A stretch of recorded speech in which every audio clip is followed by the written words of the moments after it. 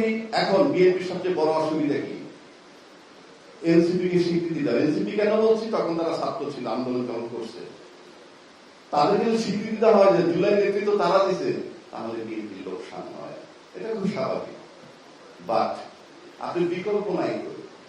আপনি যে জুলাইকে স্বীকৃতি দিতে হয় সেটার প্রমাণ হইলেই যে আপনাদের দায়িত্বশীল ব্যক্তি বলেছেন, আমরা যদি নির্বাচনে না যেতাম, আমাদের নেতা যদি লন্ডনে না থাকতেন, তাইলে পরে আমরা এই জুলাই বাস্তবায়ন করতে পারতাম না। যে তারা বাইরে থেকে জুলাইটাকে করেছে, ভালো কথা।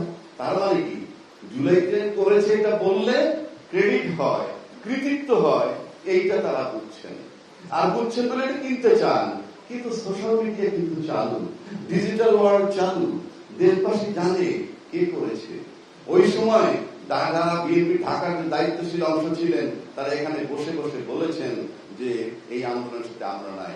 তাই বলে কি বিএনপি আন্দোলন করেন? অফকোর্স করেছে।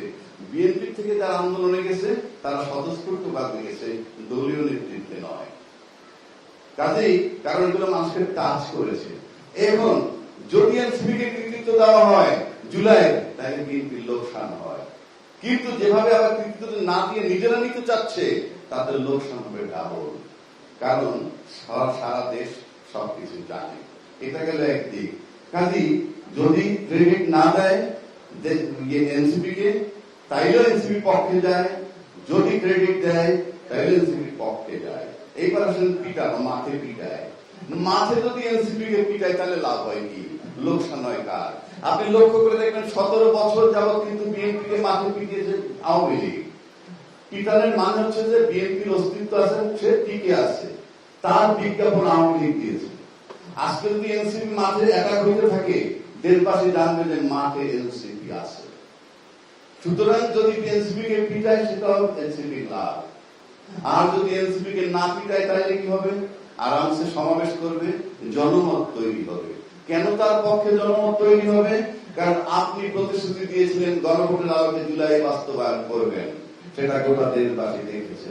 সেখান থেকে যেহেতু আপনারা সরে গেছেন, জনতা এখন আপনাদের সাথে নাই। আপনি মুখে যতই বলেন, আর নাই বলেই 2/3 মেজরিটি পাওয়ার পরেও এরকম একটা ছোকরাদের দল মাত্র 6টা সিট পাইছে, তাদেরকে এত একটা করতে হবে কেন?